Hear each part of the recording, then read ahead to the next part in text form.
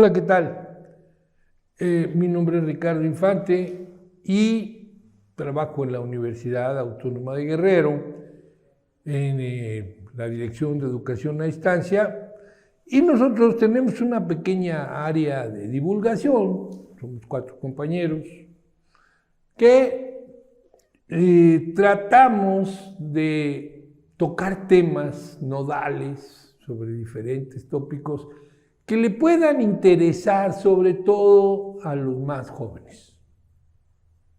Nuestro enfoque es un enfoque muy breve, los programas son muy breves, duran 15 minutos, y están enfocados principalmente, valga la redundancia, a jóvenes de bachillerato o jóvenes que van a ingresar al bachillerato, que estén interesados en leer sobre temas que no sean solamente los temas escolares. Tenemos la fortuna de que hay mucha gente mayor que nos hace el favor, personas ya adultas, que nos hacen el favor de vernos, incluso en algunos países de nuestros hermanos de Centroamérica, nuestros hermanos de Sudamérica, que les estamos profundamente agradecidos. El día de hoy vamos a hablar de otro acontecimiento extraordinario, como todos los que hemos mencionado últimamente. Hoy vamos a hablar de un personaje que parece mentira, siendo tan importante, para la mayoría de la gente es un ilustre desconocido. Se le conocía en su tiempo, y ha pasado a la posteridad, más por su sobrenombre que por su nombre. Él se llamaba Leonardo de Pisa. Nació en Italia, en la ciudad República de Pisa. En aquel entonces, recuerden ustedes que se usaba que en algunos lugares había ciudades-estado. Bueno, él nace en la República de Pisa. Su padre era un hombre muy generoso, un comerciante, un hombre muy bueno. Era tan bueno que le habían puesto como sobrenombre Bonacci. Bonacci, buen hombre, el bonachón, el Bonacci. Y entonces a este muchacho, Leonardo de Pisa, le ponen como sobrenombre Fibonacci, o sea, il figlio di Bonacci, el hijo del bonachón. Y entonces este hombre comerciante, es muy buen comerciante, tiene nexos con algunos lugares donde se lleva a cabo el comercio, que son como puertos en donde se van a llegar muchas materias primas y muchas cuestiones que son muy valoradas en la Europa del medioevo. Estamos hablando del año 1200, por ahí. ¿Qué pasaba? Pues en aquel entonces estaba en su apogeo la ruta de la seda. Y entonces eran cosas que venían desde China y pasaban por muchos países en donde se iban incorporando mercancías de todo tipo. Y los europeos cruzaban el Mediterráneo, hacían nexos con comerciantes de origen árabe y compraban estas mercancías y las llevaban o las mandaban a Europa. El padre de Fibonacci es un hombre tan capaz y tan confiable que los comerciantes de Pisa lo nombran una suerte de representante. Es el representante de todos los comerciantes que trafican mercancía por el Mediterráneo. Él es el representante y lleva a su hijo para que no pierda el tiempo en Italia, se lo lleva con él para que aprenda sobre los negocios, pero su posición como representante de los comerciantes europeos le da un cierto estatus y entonces hace que le digan que por qué no su hijo accede a la escuela a estudiar sobre todo matemáticas. ¿Por qué? Pues porque las matemáticas de los árabes son muchísimo más avanzadas que las de los europeos de la Edad Media. En primer lugar, los europeos de la Edad Media siguen usando los números romanos. Hasta el año 1200, los europeos siguen haciendo cuentas con las manos y usando números romanos, y además no existía el cero. No tenían el cero. Entonces, cuando Leonardo de Pisa es aceptado para que sea alumno de una escuela normal, en el caso de los pueblos árabes, pues era normal que la gente estudiara matemáticas de esa manera, y aprende a usar los números arábigos. Y además, el cero. ¿De dónde vienen estos números arábigos? Es una cosa muy chistosa.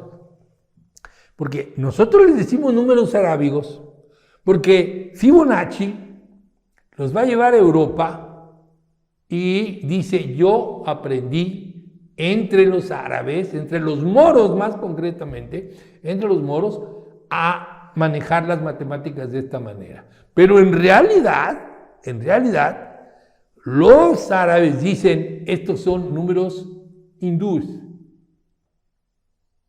El cero y la numeración que ellos van a aplicar la aprenden de los hindúes. Y los hindúes, además, van a proyectarlo de tal manera que, aunque hay quien dice que es al revés, parece ser que no es así, sino que los hindúes enseñaron a usar el cero a los chinos, que tienen una gran cercanía con ellos. Fibonacci se hace muy famoso por una secuencia que hace, una secuencia numérica, en donde pone como ejemplo, esa secuencia de Fibonacci es famosísima, pone como ejemplo a dos conejos que van a crecer y se van a reproducir y van a tener dos conejos. Van a tener un conejito y una conejita. Y entonces, bueno, el primer mes tenemos dos conejos. Estos dos conejos al segundo mes ya maduraron y pueden reproducirse y tienen dos conejos más. Estos dos conejos a los 2 meses se van a reproducir y van a tener dos conejos más. Y entonces se hace una secuencia. Y la pregunta de Fibonacci es: al final del año, ¿cuántos conejos hay? Y entonces él enseña a desarrollar una secuencia para saber cuántos conejos al final del año. ¿Por qué? Porque primero eran 2, ya después ya no eran 2, ya eran 4. Pero esos 4 se van a seguir reproduciendo. A los 2 meses se van a volver a reproducir. Y entonces ya son 8. Y así. Hasta que llegan a 200 y tantos al final del año, ¿no? Y todo el mundo dice: esa es la secuencia de Fibonacci. Pero resulta que Fibonacci aprende esta secuencia numérica que se conoce con su nombre, pero que esta secuencia en realidad es de un hindú. Es un hindú que se la ha enseñado a los chinos y los chinos se la enseñan a Fibonacci y Fibonacci la lleva a Europa. ¿Y qué sucede? Que esta secuencia se puede aplicar a todo en la naturaleza. Tal parece que todo va a... Por ejemplo, una flor tiene una determinada cantidad de pétalos que tienen que ver con la secuencia de Fibonacci. Vamos a encontrar aplicaciones de la secuencia de Fibonacci y de algunas otras formas matemáticas para hacer lo que los griegos llamaban la sección áurea, el punto de oro, que se va a seguir usando siempre. Es parte de la composición que se usa para las obras de arte, para que haya armonía en una obra de arte. Hay gente que dice, es que esta ecuación sirve para crear belleza. No, sirve para crear armonía en la composición. Y entonces, también Fibonacci va a llevar esto a Europa. Fibonacci, además, ya más grande, supongo que ya muerto su padre, él regresa a Italia en el año 1200 y tantos y empieza a divulgar esta nueva numeración, esta nueva forma de hacer cuentas, de hacer sumas, restas, multiplicaciones y divisiones mucho más sencillas que las que se hacían con los números romanos. Pero además Fibonacci empieza a desarrollar sus capacidades y escribe una serie de libros. El primero que escribe es un libro que se llama El libro del ábaco, sería el libro del abaci, libero abaci, perdón, la mala pronunciación en italiano, no lo parlo bene. Entonces, este libro es el primer libro de divulgación de cómo, curiosamente, no es cómo usar el ábaco, sino cómo el ábaco, si se sigue ese tipo de aritmética, ese tipo de matemáticas, ya no es necesario. Bueno, el hecho es que Fibonacci va a escribir decenas de libros, va a ser un hombre muy importante, sobre todo para su república, la República de Pisa, y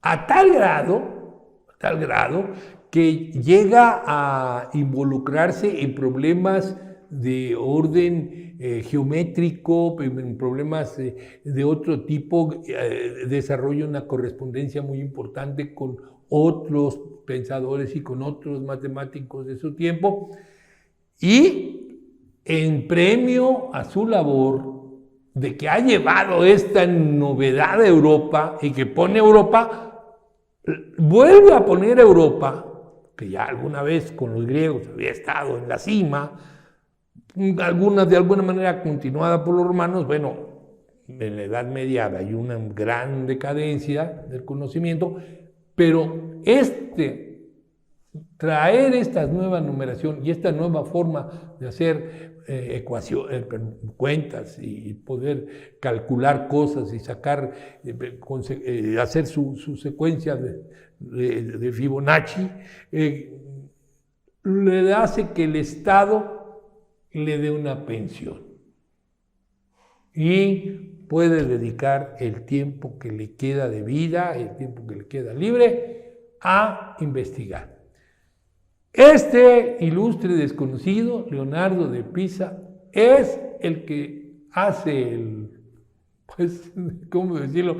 La misión, nos hace el favor de traernos los números que nosotros usamos, que usaron los europeos, y que sin embargo es un desconocido para mucha gente. Tendríamos que darle las gracias a Leonardo de Pisa. Muchas gracias por los números, muchas gracias por lo que nos enseñó, muchas gracias por lo que trajo. Y además nunca negó que quienes le enseñaron eso fueron los moros. Y eso me parece muy importante, habla muy bien de él como persona. En esta serie de pláticas vamos a seguir viendo, sea momentos o personajes que son muy importantes para la humanidad. ¿Sí? Espero que me hagan el honor de meterse ahorita a su celular y buscar Fibonacci o buscar Leonardo de Pisa. Mejor busquen Fibonacci. Busquen Fibonacci y se van a quedar fascinados con el personaje. Que pasen ustedes un excelente día. Hasta luego.